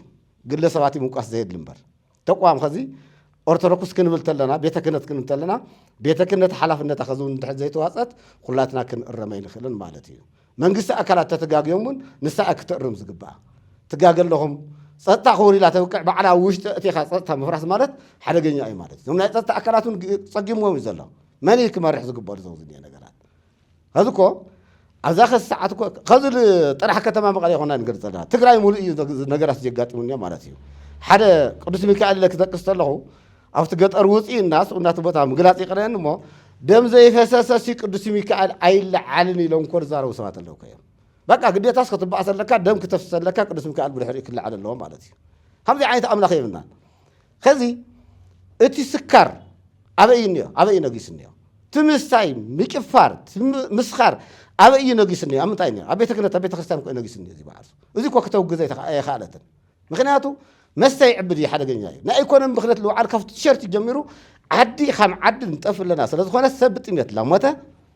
እዚ ኩሉ ስደተኛታት ሒዝና እዚ ኩሉ ዘይተሓከመ ወጣት ብስንክና ዝጠፍእ ዝልሞታ ይሕሽ ብሓቂ ዝልሞታ ይሕሽ ካብዞም ከዚ ቁስለኛታት እኒኦ ብጣዕሚ ዘሕዝን ማለት እዩ እዚ የቕሚጥካ ድሆ ይበሃል እዩ እዚ የቕሚጥካ ደስኡኻ ዓገግላልካ ላባልዕካ ላሰተኻ ይሕደር እዩ እዚ ጥራሕ እኮ ይኾነን ናይ ኢኮኖሚ ብክነት ክንብል ዘለና እኮ ብስሩቲ መርዓታት ዝግበረሉ ተስካራት ዝግበር ተለኮ ናይ ኦርቶዶክስ ተዋህዶ ቤተ ክርስቲያን ቤተ ክህነት ሓላፍነታ ከልትዋፃ ኮ እዚ ክመፅእ ኣይኽእልን ኮ እዚ ብክነት እዚ ኮ ዓርሱ ቁጠብ እዩ ዝግብኦ ጥራሕ ስቁኢሉ ብዙው ዝኒእ ሓደጋ ይኾነ ዝሞተለ ሰብ እንድሕር መይቕዎ እንድሕር በሊዑ እንድሕር ሰትዩ ልቡ እንድሕር ጠፊኡ እናተቃረደ ብካራ እዩ ዝኸደሎ ማለት እዩ እዞው ዝኒአ ቃላት ወለድና እውን ተኣሪቦም ብሓደ ኮይና ሓቢርና ንኩላትና ዝምልከተና ነገር ስለ ዝኾነ ብሓደ ሻዕ ገቢሉ ስለ ዘሎ ዝቕረፍ ነገር ኣይኮነን ስራሕ ግን ከምዞ ክሱማይባን ሚድያ ትገብርዎ ኣለኹም ኩለን ሚድያታት ክሰርሕ ኣለዋ ኩላትና ክንሰርሕ ኣለና ኣብዚ ሓላፍነትና መጀመርያ ካብ ገዛና ጀሚሩ እዩ ሰላም ዝመፅእ ማለት እዩ ሰላም ኣተሓሳስባ ካብ ገዛና ካብ ባዕርስኻ ኣመራርሒ ይኹን ሰላሙ ይኹን እዚ እንድሕር ላወገዝና እንድሕር መፂና ለዚ እንድሕር ደጋፊእና ናዚ መማዕበልቲ እንድሕር ዘይኮንና ናዚ ደገፍቲ እንድሕር ዘይኮንና እቲ ነገር ብሓፂሩ ክምለስ ይኽእል እዩ ደቅና ከዚ እውን ኣብ ኢድና እዮም እኒአው ምሳና እዮም እኒአው ክምለሱ ይኽእሉ እዮም ዓለም እዮም ኣብ ኢዶም ሒዞም እኒአው ኣብ ፈተና እዮም ኣትዮም እኒአው ካብዚ ፈተና እዚ ግን ኩላትና ክነላቆም ይግብአና ተጠንቂቕና ከዚ ሓደ ነገር ዘይበሎ أوزي قربا جزية خزي حد بيت خرسيانات مالية تقول زود جميرة ملو تم رحت نحر همزي أجرمس كلها تطو خطودي يا مالتي سلازي نحدا سؤالنا عرينا مقص راح زي وناس كلها حلافنتنا نواصل علينا أخصماويان ميديا يغنينا لو زمت الخزقار هنا الشيء بمجمريا أخصماويان ميديا لزي نايم حورسب صقم شجر تجنزيو بوقتو أو ساعاتو مستناي تمكت بعلى كاورا ساعات أجنازيو ناي عبيت عدي خم دما ليك أو انتي كاب بوتو صويعو سلام حورسبنا خمين خدلنا يلو حاسيو زي برنامج زي مزجيايو بتعمل زدنا زجرم برنامجيو إلنا إنا نأمن خوينو بحقي أو كتمانا زلو صقم خلاتنا لارقنا كن حالفو لي خونس كل محبرسب زي نابية كناتيو زي نامنجست إيو زي ناي إكال إيو تواهيلو زي خونس خلاتنا هم محبرسب نتقفص لزلنا خلاتنا لا بينا نخيد زلنا تاينا نقبل لنا إلنا خلاتنا كن حسوز قباء نقري منم كاتب علوان نقو منيو مكنياتو أبداس خا استجزقات مشجر حدا داس قبرت له سب حدا قداي قبرت له سب أفتو قداي شجر كي قاتم بستفلالي زبعنياتات بستفلالي نقريو مجمريا انتن كقبر الخيل أفتداس شجر كي قاتم أفتو قداي لخونا نقر الشجر كي قاتم مالتي بعلوانا منيو تبع الداسيو خزون اتو كتمانا بعلوانا للو ناي أرثوذكس توهدي بتكسان مرحت إيو ميلنا سلن بليو لمن تأيو وأصالي خونس بمجمريا لصبو تواهيلو يتغيرو المسلني مجمرياو اتمحور سبت من إساي لابية كريستيان كالسحاب لابية كريستيان صبو كخون ماليا غيرو من صاف كان صف كلنا بيت كريستيان لك السحاب استجبر نغريو مسلني مجمرياو خوينو جن كخد كوعل كبزح كبلتل أنفتو لا أيرجن كاو قصر وصعي خوينو إيو سلازي خازي نتبيتك نتون كاو قصر العلعمو أمو خان بس إشو مالتيو مجمريا نصبو الخاز جبر خايو نجر كفرس كبلاشو تلو أقدم خامس محبر سوخا مس تايخون مس منجستي مس زملكتهم سوات تقواي خاك تدحنو للكامبي تنا مجمريا لمن تايخونا إلنا لا تخاتعنا كنوع الأين خلن تبعالو أن حلاف النتوجن مجمريا لصبو الخال جبر خايو لاب حمق نجر تبلاشو صقم كفتر سلاز خيل توقعينا خلاتنا تخلي زتخلا سبيو لاستياماي تخلي كستخلا خصخصا كعبياز خيل اتزتخلا سبيو تخيلو سوق زبل تخينو قواتا حواتا ياكتخون تا تخلي ما ياكتخون يتخيلن خزز من سيزي بملؤو كصدقية بركة كركبية صبو واقع كركبية يلو زلفع زلو راح اقرو من صاف تشكيمو بتعمل هو نهر زلو كل نجار زي بركة كركبية يلو قدعت كمس يلو لا ولا أتو من سيلن هاينو جن تريات اللها كتكتاتو للخيل اتبع الوانا كتاتو لنيو لا بي أنفتي الخيل زلو لعل عسرت عمتي جيرو نجار زي اتكنا تراون من جمرو من أمتصو كابي متصو خزي من جمرة من أمتصو من لابي خدا يخونا يكنكات عزلنا إذا نجرزي لابي أنفتي خدنا له أبحنت مركبنا خلاتنا زلنا أبحنت كتماس لنا حزناتنا خلاتنا نتقفص لزلنا خزي قدم نابز خونا ناب كلاب ناب حدز خونا سبز أكو نجر دقنا يتخدو نمل نيرنا خزجن درجاسب ناب بيت كريستيان نافزي نعمت بعال كون تلو دقنا كي يخدو كل سب دقو أبجزا خيط وصل مال جميرو نمنتاي مسؤول سخار الله በየበዓል ቤተ ክርስቲያኑ ብምውድዳር ናተወዳደረ ድግሰሎ ስኻረሎ ኩሉ ነገር አፍተን ናይ ቤተ ክርስቲያን በዓላት ችግር ጣብያ ይመልእ ሆስፒታል ይመልእ ንሓካይም ጸገም ዝኾኑ ዘሎ አፍተና ቤተ ክርስቲያናት በዓላት እዩ ጣብያውን ልዕሊ ዓቕሚ ዝኾነ ዘሎ አፍተና ቤተ ክርስቲያናት በዓላት ምክንያት ብምግባር እዩ ናይ መንግስት በዓላት እኮ ይሐልፈሎ አፍተ ናይ መንግስት በዓላት ዝረአ ነገር የለይ ኣብ ግገዞ ኣኽቢር እዩ ሶቕ ዝብል ቀደም በዓላት እኮ ናይ ቤተ ክርስቲያናት በዓላት እኮ ነይሩ እዩ ጋቢ ተሸፊኑ ጋቢ ተኸዲኑ ጻዕዳ ብጻዕዳ ተኸዲኑ እቲ መንእሰይ ሁራ ላበለ ታወት የእት ነይሩ እቲ ሰንበት ትምህርት ቤት ኻወረ ላዘመረ ብዝማሬ መላእክት ላዘመረ ይዛኣት ነይሩ ኣብዚ ቀረባ ግዜ ግን ካበይ ከም ዝመጸ ከናቲራ ተኸዲኑ ቀላጽሙ ግብልወቱ ናርአየ እዚ መንእሰይ እዚ በረከት ንኽፍኣት ዘይኾነ በረከት ክረክብ እየ ብዝብል ናኸደ ናበይ ኣንፈቱ ርስሒቱ ላኸደ ካብ መንገዲ ወፂኡ ላርአናዮ ኢና መጺና ስለዚ ኸዝውን እቲ ዋና መድሓኒት እዩ ብኸመይ ጌርና ንድሓን ኸመይ ጌርና ነድሕነው ዞም መንእሰይ እዚኦም ብኸመይ ጌርና ኢና ክንመርሖም ንኹላትና ጸገም እዩ ኮይኑና ኣብ ገዛና ደቅና ብኢኮኖሚ እውን ተናጊዑ ኣብ ሓደ ገዛ 5-6 ቆልዓ ዘለውዎ ከናቲራ ናይ ለማዓልቲ ከዘይ ገዛ ኣኻለይ ተዋሂሉ ጾማ ሓዲራ ዶ ምንም ልጨውል በርበረ ለይብላ ሰበይቲ ለዛ ከናቲራ እዚኣ ተዘይ ገዛ ኣኽለይ ኢሉ ልተሓናነቕ ውላድ ኣለዉ ገዛ ኣብ ሓደ ናይ ዓመቱ ቤተ ክርስቲያን ክንደይ ገንዘብ ይዝጠፍእ ዘሎ 3-4 ቆልዑ ሓደ ገዛ ተለዉ እዞም 3-4 ቆልዑት ልዕሊ 1000 ቅርሺ እያ ተውፅእ ታድዮ ካብ ዝገበረት ጌራ ማለት እዩ ተይፎተየት ስለዚ እዚ ባህል እዚ ኣብ ውሽጢ እሞ እንደገና ኣብ ናይ ዓለም ወይ ኣብ ካሊእ ኣብና መንግስቲ ኣብ ናይ ፖለቲካ ከይኸውን እውን ኣብ ውሽጢ ቤተ ክርስቲያን ዝፍጸም ዘሎ እዚ ጉዳይ እዚ ቤተ ክርስቲያን ብሓቂ ብእውነቱ ከመይ ጌርና ኢና ኩላትና መጀመርያ ንጽቡቕ ኢሎም እኳ ገይሮም ተኾኑ ኣንፈቱ ስሒቱ ናብ ዘይኮነ መንገዲ ስለ ዝኸይድ ዘሎ ብሃመይ መልክዕ ጌርና ንዕርዮ ብሃመይ ጌርና ንምለሶ ብሃመይ ጌርና እዚ ነገር እዚ ዞም መንእሰይ እዚኦም ከመይ ጌርና ኢና መሲልና ነይሩ ጌርናዮ ነይርና ኣንፈቱ ስሒቱ መስመሩ ስለ ልስሓተ ግን ላብ ሓደጋ ስለ ዝበፅሐ ኢልና ናይ ቤተ ክህነት ጥራሕ ይኾነ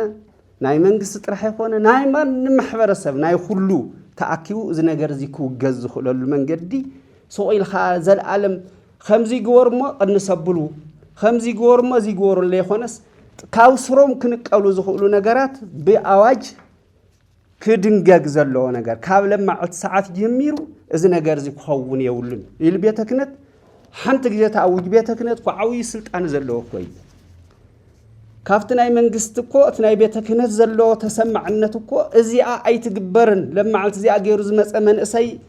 ካብ ርእሰይ በፍጽም ኢሉ ካልኡ ውጅ ነይሩ እኮ ኣይገብራን ትመንእሰይ እኮ የዋህ እኮ እዩ ቁኑዕ እኮ እዩ ጻዕዳ ክዳን ግበር ትበልኻዮ ይገብር ጸሊም ግበር ትበልኻዮ ይገብር ብቤተ ክህነት ዝእዘዝ በቃ በረከት ከግኒ እየ ጽድቕ ከግኒ ኢለ ልገብሮ እምበር ልኽፍኣት ኢሉ ልገብሮ ነገር እውን ኣይመስለኒ ማለት እዩ ስለዚ ኸዚ እውን ከምቲ ትበሃለ መፍትሒኡ ኢና ክንእልሽ ዘለና ኮይኑሎ ስለዚ ካብ ኸዚ ግን ከመይ ጌርና ኢና ክንድሕን ከመይ ጌርና ኢና ኣዋጅ በቃ ኣዋጅ ውፀቢልኻ ናልሓለፈ ሓሊፉ ተገይሩሎ ካብ ኸዚ ግን ከናቲራ ገይሩ ዝመፀ ናብ ቤተ ክርስቲያን ናብ ዝኾነ ሓደጋ ስለ ዘምርሕ ዘሎ ኢልና ጻዕዳ ክዳን ተኸዲንኩም ነፀላ ተኸዲንኩም ጻዕዳ ብጻዕዳ ተኸዲንኩም ታወትኩም ኣኽብሩ ኢልኻ ምስኡ ስብከት ሰቢክኻ ምስኡ እውን ድንጋጌ ደንጊግኻ ክግበር ለይግብኦ ልምንታይ እዩ ስለዚ ኣብ ቤተ ክርስቲያን እሞ እንደገና ካሊእ ነገር ከይኸውን ኩሉ ግዜ ዝፍጸም ዘሎ ኣብ ውሽጢ ቤተ ክርስቲያን ላኾነ እዩ እቲ ነገር ድሓር ደሞ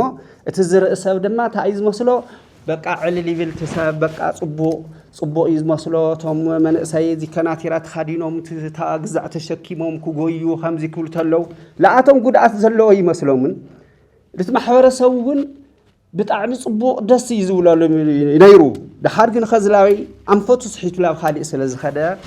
እዚ ነገር እዚ ብሓፂር ግዜ ተቆፀናዮ እዩ ጽቡቕ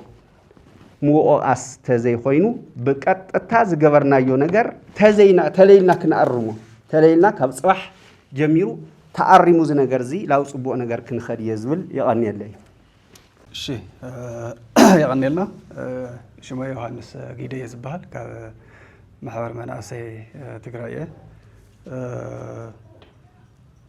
ከምዚ ዓይነት ምድላው ዘዳለኹም ሓቂ ዘረባ ነመስግን ምክንያቱ ዛዕባ እዚ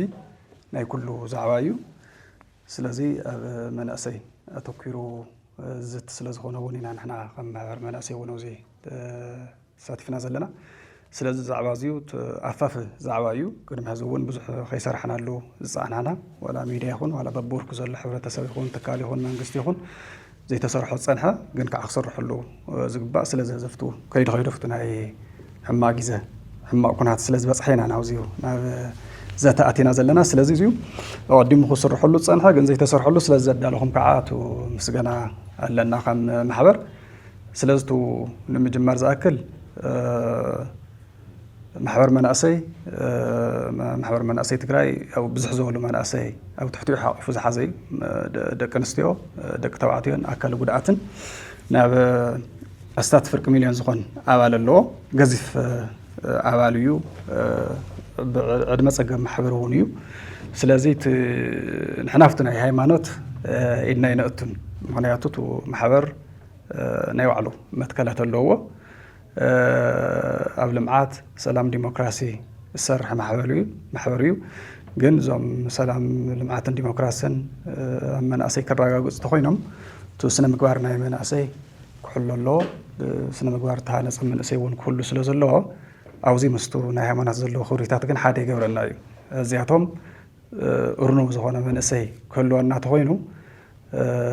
ኣብቲ ሃይማኖት ዘለዎ ክብሪታት ተዓቂቦም ክኸዱ ኣለዎ ስለዚ እዚኣቶም ቶም ክብሪታት እዚኣቶም ቶም ናይ ሃይማኖት ክብሪታት እዞም ምትሕጋዝ ምክባር ፍቕሪ ሓድነት ስኒት ምትሕዝዛን ሰብኩ እዮም ቶም ናይ ሃይማኖት ክብሪታት እንብሎም ስለዚ እዚኣቶም ነቱ መንእሰይ ኣብ ልምዓት ሰላም ዲሞክራሲ ንክሳተፍ ኣገደስቲ ባእታታት ስለ ዝኾኑ እዚኣቶም ተዓቂቦም ክኸዱ ክስነዱ ናብ ወለደታት ክወራርሱ ኣለዎም ኢልና ኢና ንኣምን ማለት እዩ ከም ናይ ሃይማኖት ጥራሕ ከይኮነስ እቶም ናይ ባህላዊ ክብሪታት እውን ዘልማዳዊ ክብሪታት እውን እዚኣቶም ተዓቂቦም ክኸዱ ንሰርሕ ኢና ከም ሓደ ዓንዲ ኢና ንሕዘፍቱ ማሕበር መንእሰይ ብዙሓት ዓንዲታት ኣለውና ንሰርሐሎም ግን ሓደ ዓንዲ እዚ እዩ እቶም ክብሪታት እዚኣቶም ተዓቂቦም ክኸዱ ስለዚ እቱ ናትና ኣብዚ ንሰርሕ ኢና መንእሰይ እርኑብ ስነ ምግባር ክህልዎ እርኑብ ስነ ምግባር እንድሕር ሃልይዎ ከዓ ቀፃሊ ናይቲ ዓዲ ተስፋ እዩ ንሱ እውን ተሸኪሞዋ ዝኸድ ስለዚኣቶም ተዓቂቦም ክኸዱ ከም ዘለዎም ፀቢቕና ኢና ንሰርሐሉ እንድዝግባእ ኣይሰርሕናሉን ግን ኣብኣቶም ንነጥፍ ኢና ስለዚ እቶም ወለድና ኣብዚኡ እቲ ፀገም እንታይ እዩ ዘሎ ኣልዕልኩም ዋተይኹም እንታይ እዩ ናዚ ብድሕሪት ኮይኑ ድፊኢት ዝገብር ዘለኹ እንታይ እዩ ዝብል እውን ተላዒሉ ኣሎ እዚ እቲ ፀገም ዓለማውነት ኣሎ እቲ ዓለማዊ ማለት ቴክኖሎጂ ዝመርሓ ዓለም እያ ዘላትና ያ ወለድና ክተምህሩና ከለኹም ኣብቲ መፅሓፍ ቅዱስ ፍልጠት ኣልሽ ስራሕ ፍልጠት ኣልሽ ዝብል ኣሎ ስለዚ ቴክኖሎጂስ ከም ናይ ሰይጣን ወይ ከም ናይ ግዛዕ ወይ ከዓ ዝፃባእ ገለ ጌርና ክንወስዶ ኣይብልናን ብኡ መሰረት ግን ኣብቲ ጠቐምኡ ከመይና ክንጥቀመሉ ዝግባእ እቲ ቴክኖሎጂ ቀዲመን ዘተኣታተዋ ዝማዕበላ ዓዲታት ኣለዋ ግን ከዓ እቶም ክብሪታተን ከዓ ዓቂበን ዝኸዳ ኣለዋ ምስ ቴክኖሎጂ ኣጓራሪሰን ማለት እዩ ስለዚ ኣብኡ እዩ እቲ ፀገም ክህሉ ዝኽእል እምበር ብባዕሉ ቴክኖሎጂ ፀገም ክኾን ኣይኽእልን ግን ከመይና ክንጥቀመሉ ዝግበአና ዝብል ምርኣይ ከድልየና እዩ ስለዚ ንሕና እቶም ክብሪታት ኣለውና ክብሪታት እቶም ዓንቶ ዝገለፅክዎም ክብሪታት ኣለና ንሕና ሰብ ፍሉይ ክብሪ ኢና ነዊሕ ዓመታት 3000 ዓመታት ስንወሎ 4000 ዓመት ስንወሎ ወለድና እናተወራረሱ እዞም ፅዎም ዘረከቡና ክብሪታት ኣለዉ ድሓርቶም ክብሪታት እቲ ዓለማዊ ኩነታት እውን ብዝግባእ ስለ ዘይተቆፃፀርናዮ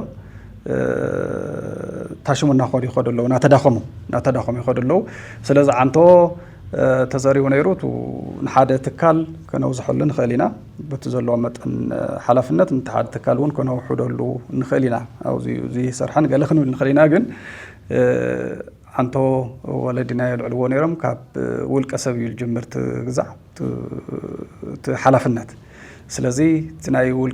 ውልቀና ከመይ ኣለና እቶም ክብሪታት ክዕቀቡ ብዝግባእ نسرح دلنا ويس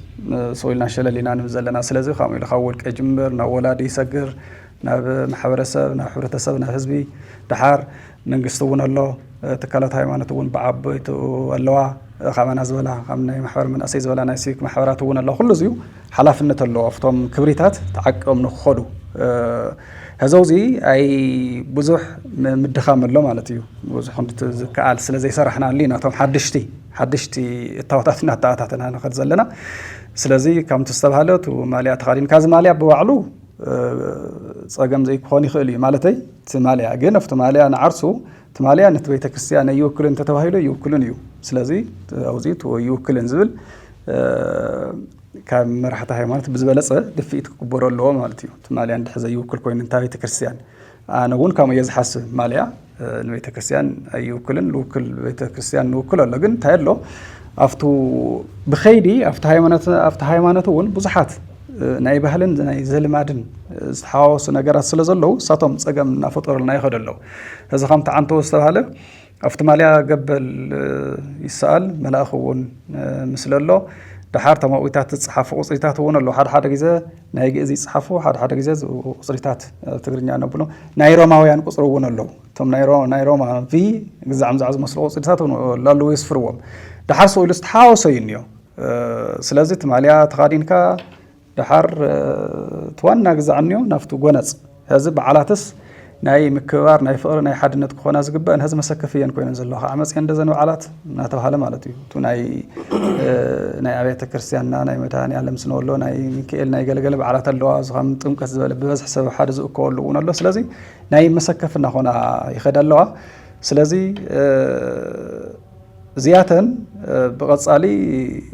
سفح سرح كام زلنا يو زردن هذا خمزيو ناو حدا زت اخاخب زعبات فطير له قال زلوا ميدياتات ناي منغستي خونا ناي ولقاتاتون اصفيحن كوسدو ينزل تسفالو مخنيات ميديا بباهريو كامتاتنا غبر خمزي زول صقما زي ترأيو ناب مدرخ يوصامو دحر اجندا ناخوني خدفتو حبرتسب